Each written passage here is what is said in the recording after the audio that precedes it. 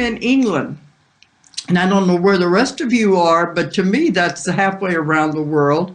And here it's about 8 o'clock at night. So it's always the time difference and all of that. I'm always saying this proves that time really doesn't exist, because everywhere we go, we're traveling all over the world constantly, and everywhere we go, it's either tomorrow or yesterday or the morning or the evening. You can't keep up with time anyway. And that's what we've been told many times, that time is an illusion.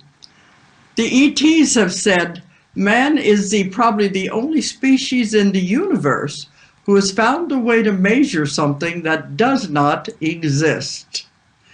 So leave it to us to do something like that. But anyway, when I'm doing this, I never know where I am, so I guess we were able to work it out to the right time wherever you guys are anyhow. Okay, I think most of you know who I am. I'm a hypnotherapist, but I began hypnotherapy over 45 years ago when nobody was doing hypnosis for anything like this. When I started in the 1960s, it was all about habits and lose weight and relaxation. So when I got into reincarnation, I was one of the first to do it back when no one was doing it. So I've come a long way, and I've seen the evolution that has been happening. Because it took me 9 years to get my first book published, because nobody understood what reincarnation was. You younger people got to remember, there was no such thing as metaphysics. There was no such thing as New Age. The majority of the Western world didn't even know what reincarnation was. So I was into an unknown field, but I'd found out so much information by accident, if anything is ever an accident, that I wanted to write about what I discovered, and I wanted to pursue it. So I wrote the books, but we couldn't get them published. Nobody understood what I was talking about. Past lives? What do you mean? And so I had to wait for the rest of the world to catch up with me, and that took 9 years. And even then, from the 70s and the 80s, I've seen how things have evolved. Now, in the last 10, 15 years, I've seen a huge evolvement in the way people are thinking and looking at this. Because back then, you didn't know about mediums, you didn't know about channeling, none of this. And now, during the last 10 years anyway, when I've been doing my lectures, and we fill the auditoriums, there's a whole lot of people in the audience will say, "We just found you. We didn't know anything about you till about a week ago." And to me, that seems so strange, because I haven't been hiding. I've been doing this work a long time. And my 18 books, the first ones have been out for over 30 years. So I haven't been hiding. But what I found it is the internet generation. A lot of the young people are just now discovering metaphysics and the strange and the unusual and the paranormal, where before, the older generations were just brainwashed into believing it didn't exist, or work of the devil or something like that. Well, now what I can see is that the younger generation are accepting this very quickly, and that's good. That shows the involvement that we're into. Things are moving so fast, and your psychic abilities are returning. The veil is thinning. And as the veil thins, people are discovering more and more of their own abilities. And this is what's coming out. So to me, I think it's a very remarkable time to be alive as we watch all of the changes that are happening now in the way people are thinking, how they're accepting these things. It comes very easy to the younger generation. Look at what we're doing now. We're talking where we used to be, you couldn't do this. When I was younger, they kept saying, "Oh, one day we're going to have a telephone where you can see the person you're talking to." And it seemed like, oh yeah, that's very way off. I don't think it'll ever happen. But now look what we're doing. The technology has advanced so much. So the people's thinking is advancing. We're moving at a very rapid pace. But my work has evolved also. So I had to devise my own method of hypnosis because when I started out, there was nothing like this. So I devised my own technique that I've now been teaching all over the world for the last 20 years. And we're reaching people everywhere because the method that I devised has to do with speaking with the greatest power in the universe. This power knows the answers to everything, and it can also do healing instantaneously. And that's what I'm teaching. I'm focusing more on the healing than anything else because we're able to have instant healing just that quickly. And we're training doctors, we're training people all over the world. We travel all the countries of the world, and this is being accepted now. It used to be thought of as the medicine of the future. Now they're saying this is the medicine of now, because we're teaching people how to use their own minds to heal their bodies. So to me, that's a very important thing that I've been on. But in all through my career, in all the 18 books, all of the information I have written about did not come from me. I'm not a channeler, I'm not a psychic, I'm the reporter, the investigator, the researcher of lost knowledge. So all the information that I write about in my books comes from all the people that I have regressed and had sessions with, and the information has come out. And it's amazing. The Convoluted Universe are the latest series. I have 4 books in that series now, and I'm working on a 5th one. But those are the ones I say are for people who want their minds bent like pretzels, because they are, well, they're mind-bending information. It's concepts and theories that I'd never heard of before. But they, the ones that I work with, said it's time for the world to know these things. So all the information began coming out as I did the sessions. And as a reporter, I had to put it all together, like putting the pieces of a puzzle together. Sometimes I would get a theory at a session in one part of the world, and then a week later I'd be in another part of the world, and it would expand on the same information I just got so that I could understand it more and be able to flesh it out. This happens in all of my work. They are always giving me what I need to know.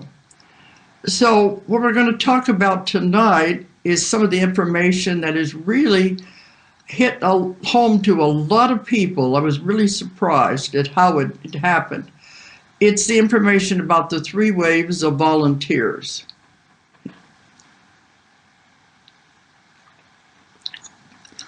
Because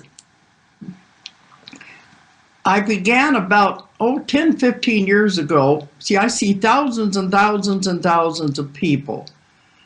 And about 10, 15 years ago, I began to get these people coming who were all telling me the same story. Now, it used to be it was all past life regressions, going back into the past on Earth and reliving past lives. And they can get a lot of information that way by reliving their past lives and finding out how it relates to their life today. But I began to get a different kind of information. Hundreds of people were coming to me with the same story, and it was branching away from the normal past life regressions. They were all saying the same thing. They don't want to be here. They don't like it here. They don't like the violence. They don't like the people, what people do to each other. They all said the same thing: I want to go home. I don't know where home is, but I know it's not here. And I kept hearing this over and over again.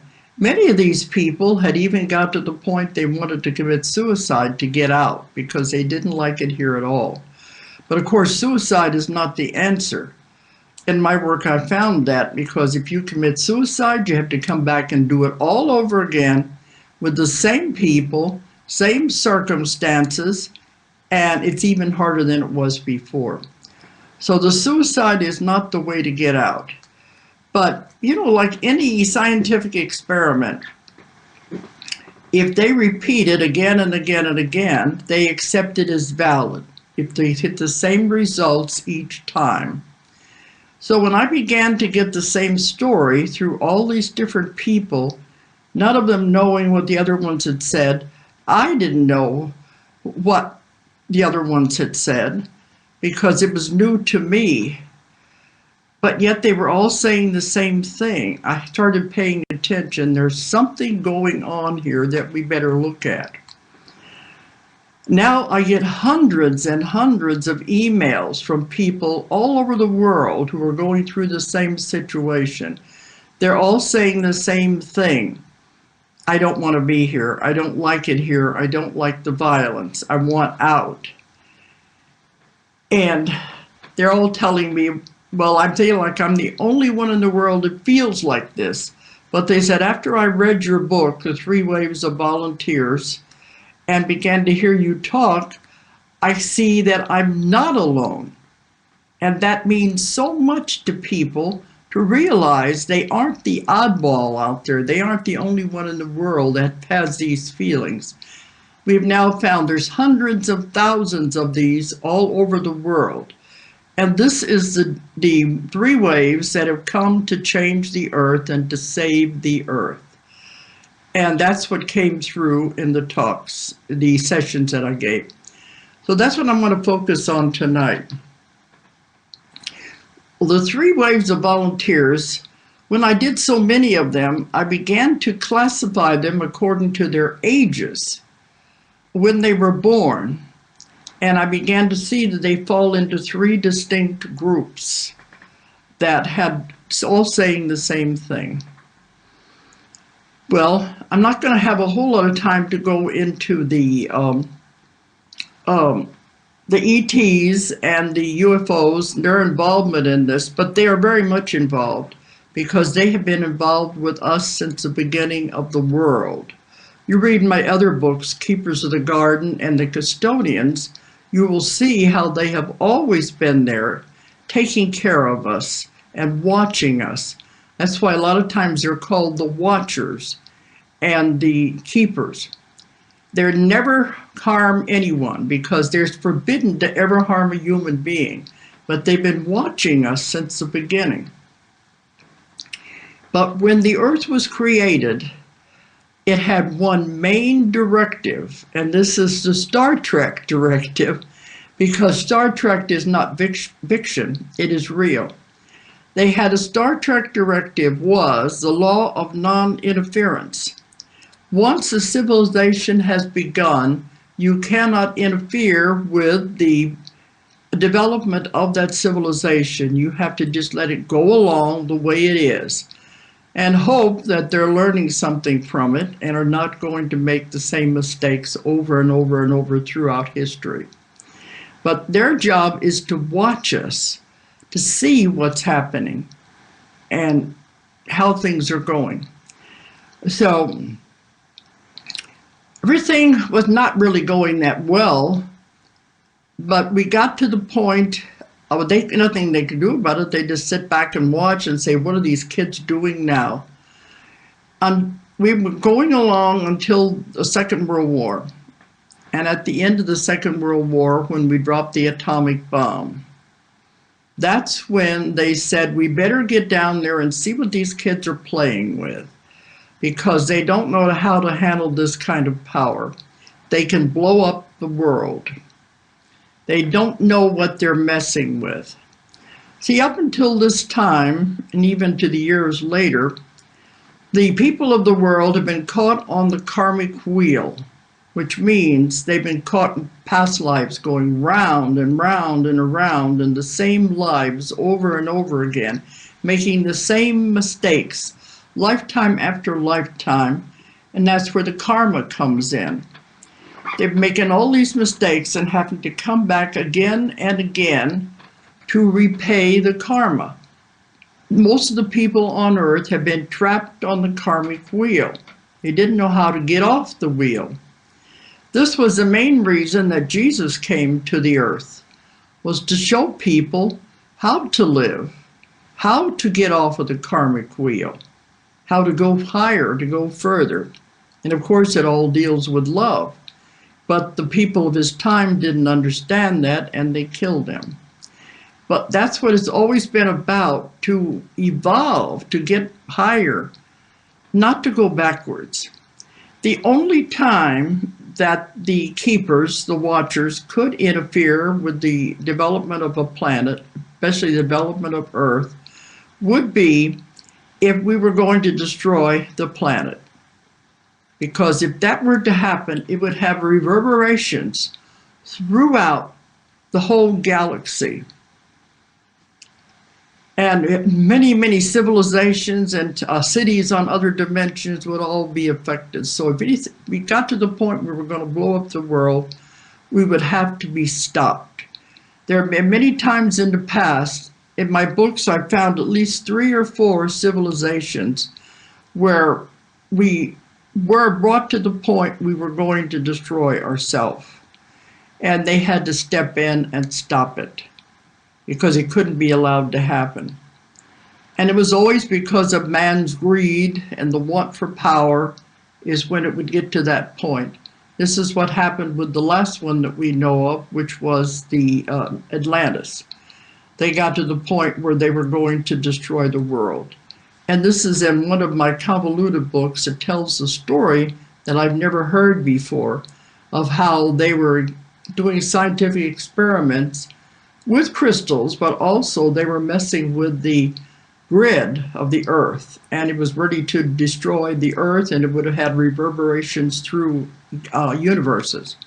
So that's why that planet had to be, the civilization had to be destroyed at that time. But they said they don't like to have to destroy a civilization. Sometimes it's the only choice. But if they destroy a civilization, it has to begin again from the very beginning, the primitive, the basic, and that takes too long. They always leave some people alive who will continue the civilization, but they have to start over again, and that's what takes so long. And they said we had got to that point where after the atomic bomb was dropped on Hiroshima, at the end of World War II, that we could have destroyed the world. And they couldn't allow that to happen because they said there's no more time to wait now. We are going into a tremendous new thing that most people don't realize. We're going to shift into another dimension. And we have to do it in a way that's compatible. See, it's hard to sit here and look at yourself, believe me. I wish I didn't have to, and talk to myself. Okay. But they had to stop it some way. Anyway, when we dropped the bomb at the end of World War II, they said, we got to get down there because these kids don't know what they're playing with. They said they can't even take care of their own lives. They can't work out their own problems. They don't know how to solve their own karma. They can never handle something as big as atomic power. They will blow up the world.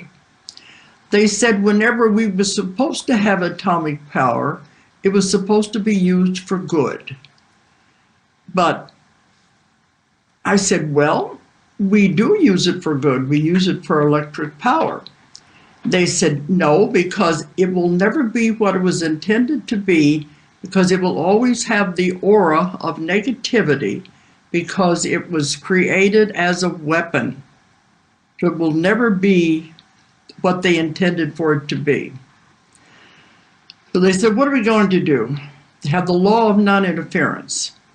They can't just come in and say, stop it. If you remember, at the end of World War II, right in there is when they had the UFO flap, when everybody was seeing UFOs everywhere.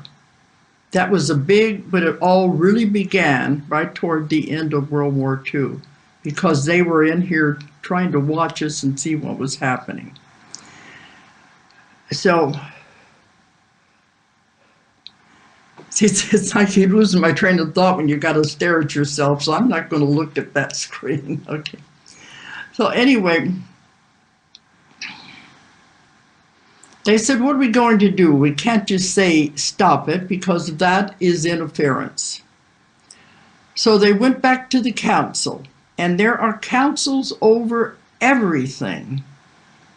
There are councils over the world. There are councils over solar systems. There are councils over galaxies, councils over universes that have definite rules and regulations that all of the ETs and the outer space beings must obey and must go with.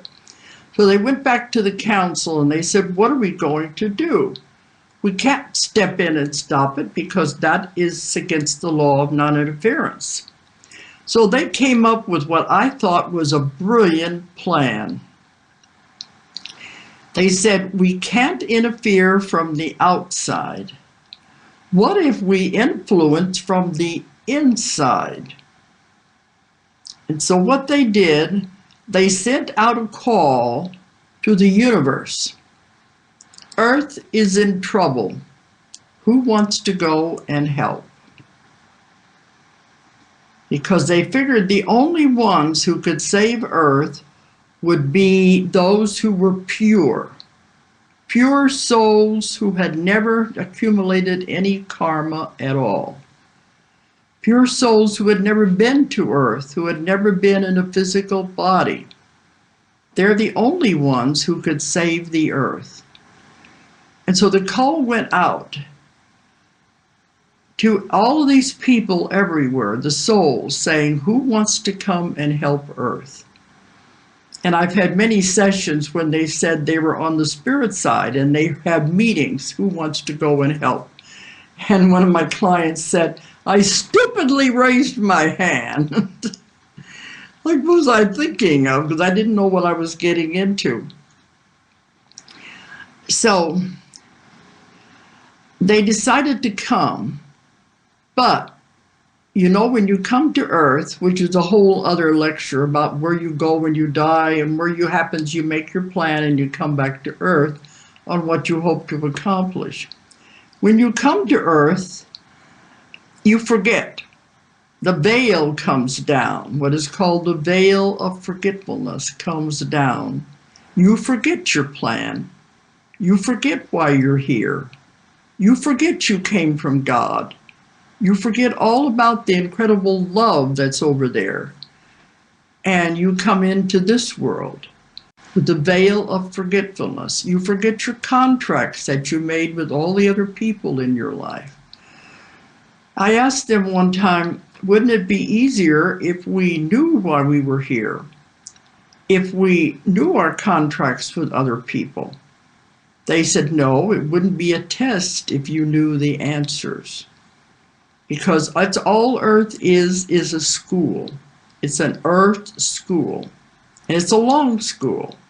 When you sign on to it, you have to be everything before you're finished. So it's very difficult. Well, that's the ones who are caught on the karmic wheel. Now, the ones who have been coming in, you remember right at the end of World War II was when they had the baby boomer generation. That was when the first volunteers began to come in. I thought it was because after a war, you always have a boom in babies because they're trying to repopulate the ones that were killed in the war. But they said it was these new volunteers coming in because there had to be some changes made. And I found two places that these volunteers have come from. This is all told in the book, 3 Waves of Volunteers. Remember, they have to be pure souls. They have to be souls who have never been caught on the wheel. Many of these have come direct from God. and have never been in any kind of a physical body in any other planet system, any dimension, anywhere. And they volunteered to come and help Earth. Can you imagine what that would be like? A soul so pure that all it knew was love, to volunteer to come into this mess that we call Earth. Because I've been told many, many times that Earth is the most difficult planet in the universe to live on. It's the densest, the heaviest, the hardest planet to live on. And whenever people decide to come here, they're discouraged because they say, you don't know what you're getting into. It's going to be very difficult. But they said, I want to go. I said, all right, we'll be there to help you, but it's not going to be easy. So this is one of the places that I found they came from.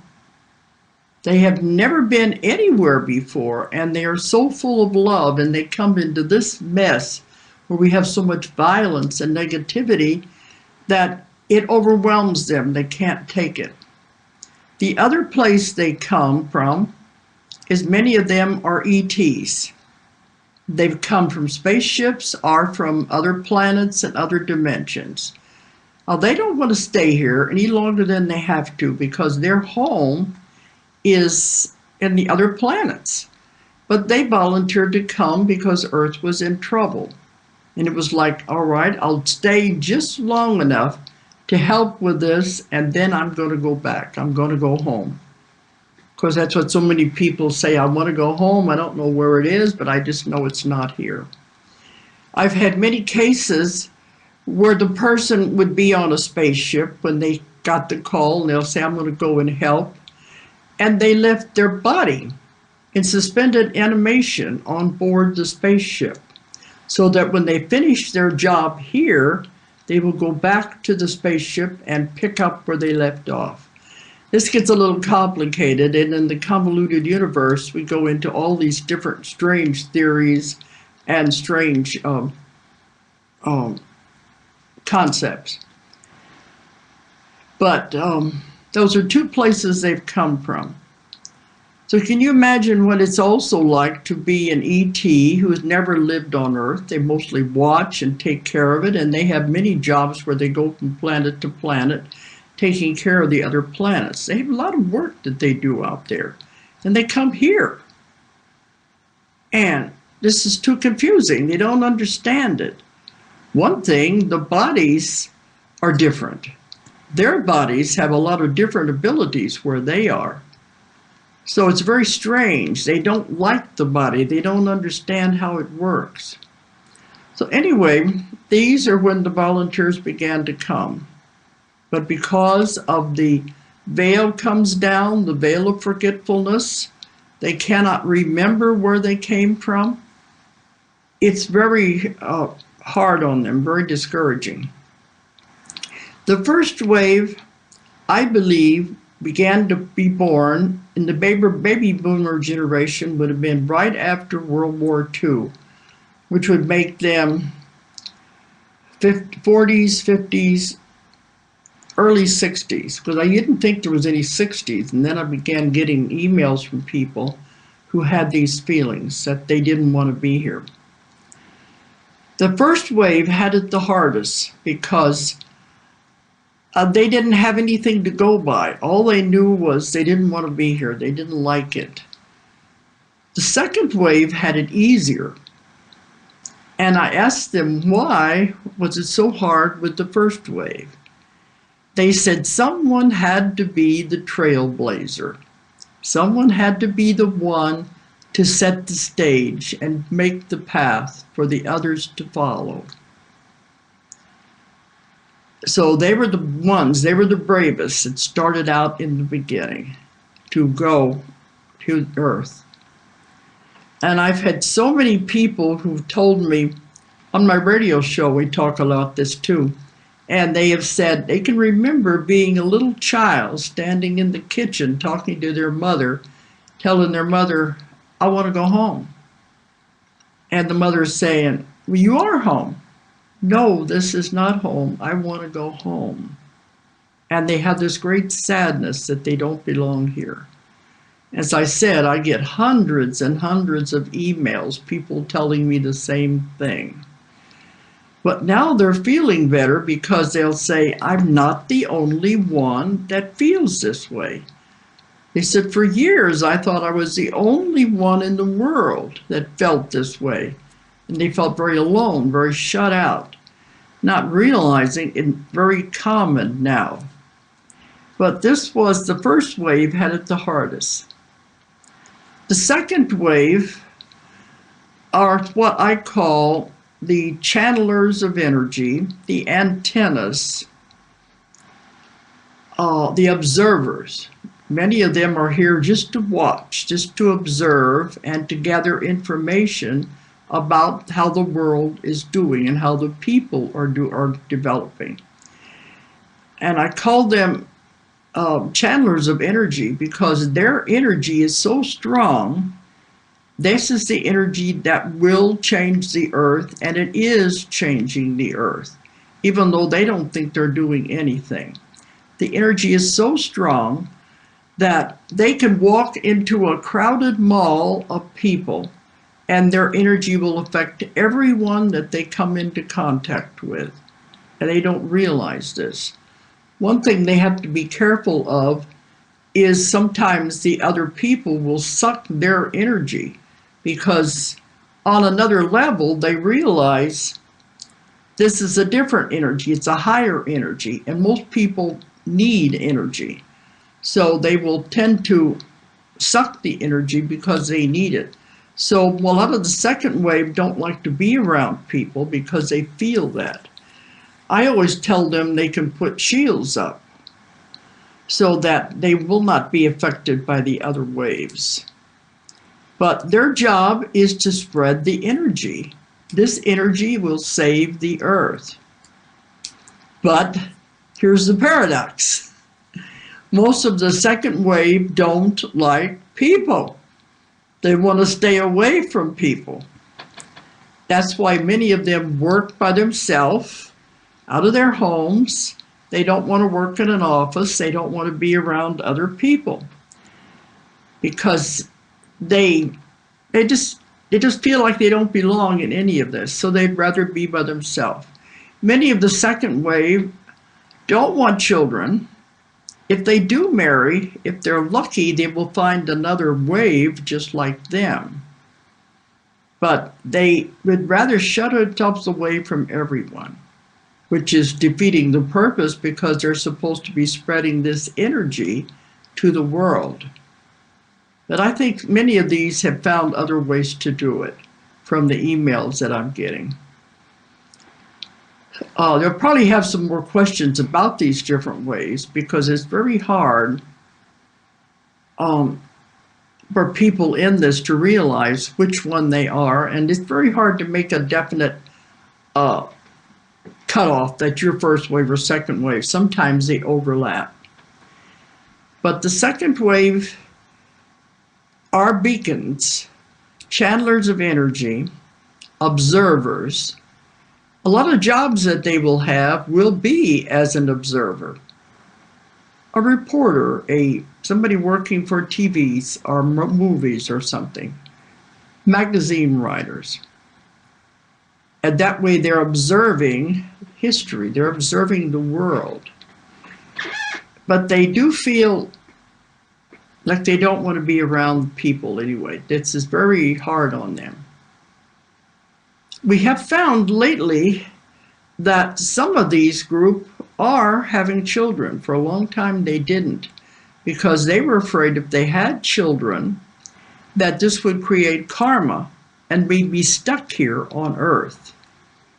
And that's the last thing they want, because once you're on the karmic wheel, then you have to come back again and again and repay the karma. So they were afraid if they had children, they would have karma. One thing we found that these waves, when they come in with like a sheath or a covering over their soul that keeps them from getting involved. So when they come in, they have a covering or a sheath over their body to keep them from accumulating karma, because they want to do their job, get out of here. That's why, even though many of them really think about suicide, it's not a good idea.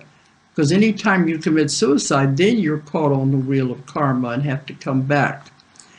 But one thing we're finding now is with the third wave is that a lot of the second wave are beginning to have children.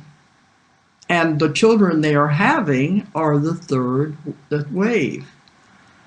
What better parents than to have a waiver for a parent? And that's what we're finding now. This has been in the last few years. We see some more changes that are happening. Okay, there's a lot more things about these, and I know when we get to the questions, you'll probably have more questions you want to ask about the three waves. But the third wave is the children. These are the children that have been coming in. Well, now many of them are teenagers, but they've been coming in. Many people call them the indigo children, which is not a name that I like. The indigo children just means that there is, see, there's these notes too. I'm trying not to watch them. The indigo children just means that's the color of their aura, and that was where they called them the indigo children. I called them the new kids on the block. They're the ones who are the hope of the world. The new children are the gift of the world. They're also coming from the same places. They're pure souls. And they're caught up in something they don't understand here either. So the ones who are parents of these children have to really know how to handle them, because they're very, very special children. I've been to seminars where conferences about the new children where I've had to speak on the panels. And you have to be able to understand these children. The screen froze, but I guess it'll keep going.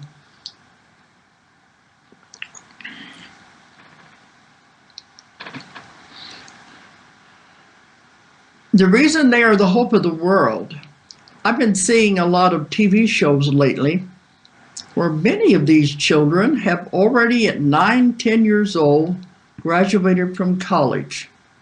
And many of them are inventing things that the other scientists can't even invent, that have to do with the betterment of the world and many more advances. If they're allowed to do this and they're not shut down, they have miraculous abilities. And they had one of these children, one or two, who have formed organizations already, and they aren't even a teenager, 10, 11 years old, graduated from high school, college, and they have already formed their own organizations. And guess what the organizations are?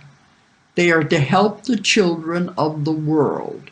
So they've come in already knowing what they're supposed to do. And when I spoke at these conferences about the new children, they have panels of the children. And the children tell you themselves a lot of what they don't like that's going on. Because they say in school, the teacher will ask them a question, maybe a math question, and they give them the answer. They said, how did you find that answer? They said, I know it. That's not good enough for the teacher. They want them to explain how they got to that answer. These children don't operate that way. Their brains are totally different. These children come in with their DNA is already changed. All of our DNA is being changed too, in order to, we're going to be going to the new earth, which I'm not going to have time to go into that. But this has been going on since this program began, that in the end of World War II, all our DNA is being changed. The children are coming in with the DNA already in place. So we have to catch up with them. But another thing these children said was when they're in school, they repeat the same thing again and again and again. And they said, I got it the first time. Why do you have to keep repeating it? See, they're more advanced, they're higher, more developed than we think they are. It's the teachers, the educators that are going to have to catch up. And there was on some news program in the United States, it said they were shocked to find, I don't remember how many it was, 30 million, I believe it was, children have been misdiagnosed with ADHD and put on medication. Said there wasn't a thing wrong with these children. He said the only thing wrong with these children was they're bored, which makes sense. If they're so far ahead of everyone and education is behind, well, sure, they get bored in school, so they act up. It doesn't mean they're overactive. It doesn't mean there's anything wrong with them. You don't need to quiet them down and to squish them. The ones that have been left alone are the ones that are developing into these wonderful entrepreneurs, and they're going all over the world now helping people. But so what they said to do, if you have a child like this, is to give them challenges. This goes with the teachers too.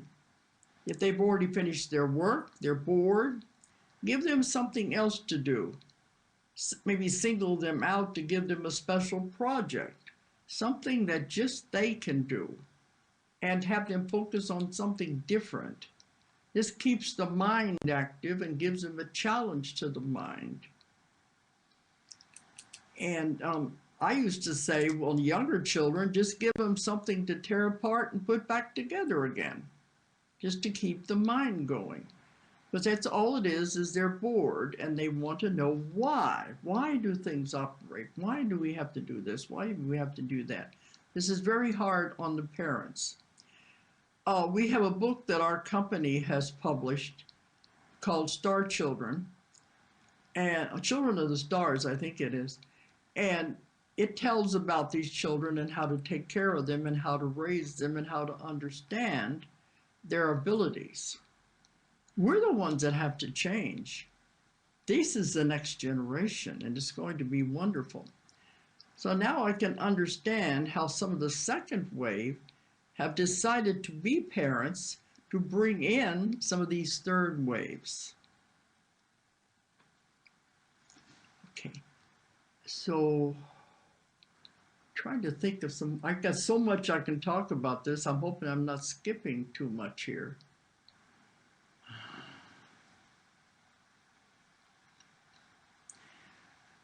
I don't know. Do you want to go to some questions? Because did you want to talk about your newest book? My newest book? Convoluted Universes? Yeah. Okay. Because the three waves, see, usually when I'm giving the lecture on the three waves, it goes into the new earth, and I don't want to do that because it's a whole new subject, unless somebody brings it up. I'd rather stick with this, but yeah, I could talk about the new book. It's a different subject altogether, though. If you want me to get into the questions people are asking. Yeah, sure, we can do that. I keep seeing a lot flashing, because I know I have forgotten some of the things I wanted to say, and their questions will probably stir up a lot more answers.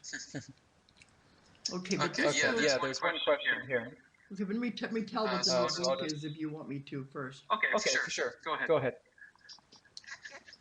Okay. Because this is all from the book, The Three Waves of Volunteers and the New Earth. But yes, I'm still writing books. I have 17 books in print, and I've just finished book 18, and it is different because all of my books are accumulation of information. This one is accumulation of information about lost knowledge, because way back in the beginning of Earth, when the ETs were here and they were teaching us, We had fantastic knowledge and we could do anything. And we developed our minds to such a degree we could levitate stone, we could mold stone, where we made these huge edifices out of that. So we had wonderful abilities. And it is the stories that I've accumulated from many sessions when people had those abilities and the different things that happened down through time that they disappeared. Because a lot of it was always living in the ignorance of the time. Because as time went along, they were treated as witches and working with the devil, and so they were killed. And they had the secret mystery schools that tried to preserve the knowledge, and many of them were killed. Like my books I've written about the Essenes, the secret mystery schools. So this new book is the search for hidden knowledge, hidden sacred knowledge. And it just deals, I'm not telling you how to do it, I'm just talking about what we had that was lost.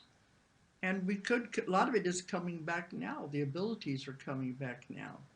Just have to realize the people out there who are rediscovering their abilities don't need to feel like they are strange and something's wrong with them. I hear that so much. They're just getting back what's a natural part of every human being, something we've always had, and we lost it somewhere along the line. So now you're getting it back. So that book is finished. It should be going to the printers when I get back home. See, we're in England, but my publishing company is in America. And we don't do just my books. We have about 50, 60 other authors from all over the world.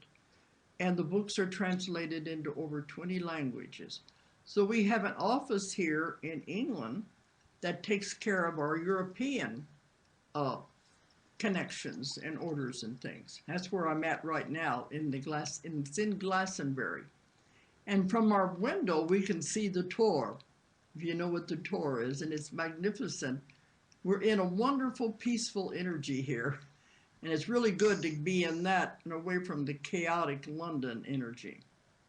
So that's why we're here. We come over here a couple of times a year to take care of things at the Glastonbury office.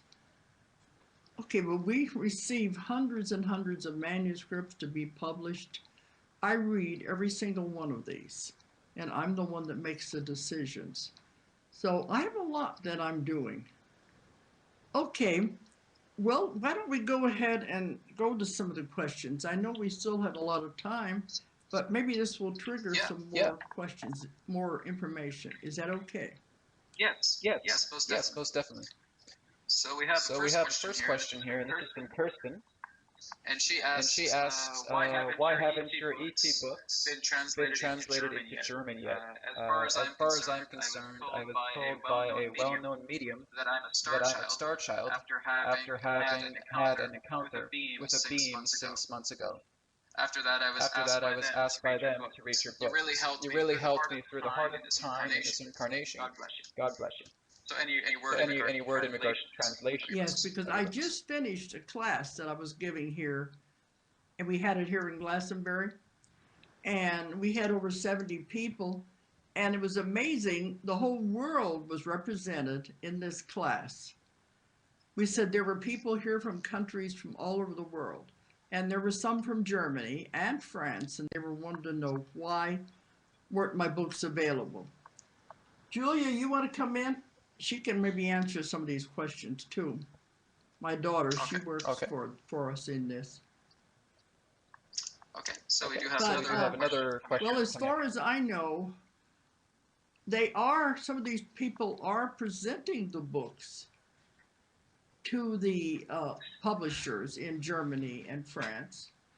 And of course, it's up to them whether they're going to take it or not. I don't have anything to say about that. We have over 20 countries all over the world who have bought the rights to publish the books in those languages. But we can't have anything to say about it. The company in that country has to buy the rights, then they have to translate and publish and distribute. They want to know why aren't they in German. in Germany. We're working on it. One thing, in order to go, you have to get rid of your old karma. So I think being positive and loving is one of the main things. But we're already in the ascension. It's already happened. That's what a lot of people don't realize. I'm looking at you in case you want to add something. Forgiveness. Okay. They think it's going to be some big bang thing happening here in the future, and all of a sudden, it's all going to happen at once. What they don't realize is it's been gradual, and it's been happening, I think, since about 2003, the ascension. And a lot of people don't realize it. It is already happening. It's been happening. So you're in the middle of it now. Don't wait for it down the road. Yes, love and being positive is very important. They said the two main things to do if you want to go to the new earth, if you want to ascend, is to forgive. Now, this has to do with karma because you have to get rid of the old karma. They said you must forgive all those who have harmed you in your life.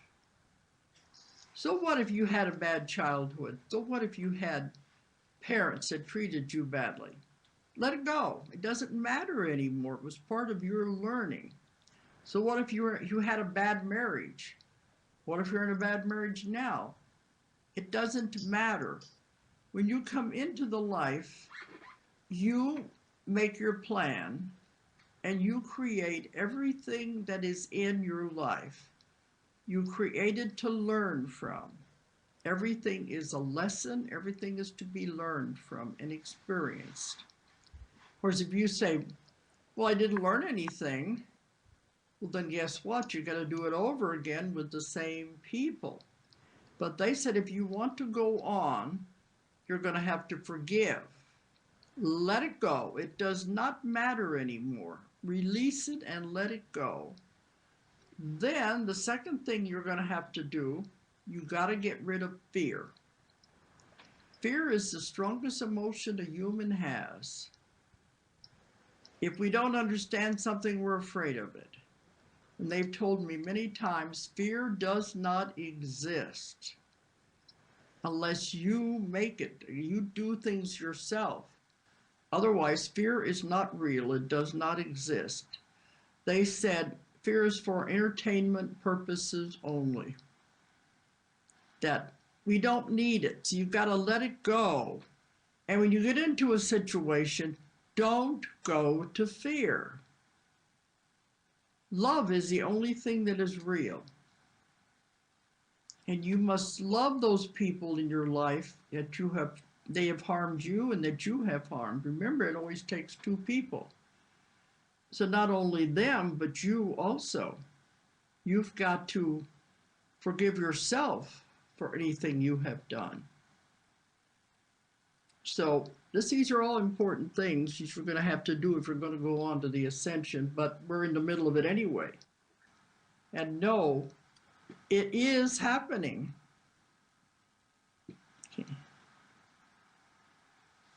Okay, we have several websites. She said the best one to visit is DoloresCannon.com. And it's all in one word. And the books are on Ozark Mountain, aren't they?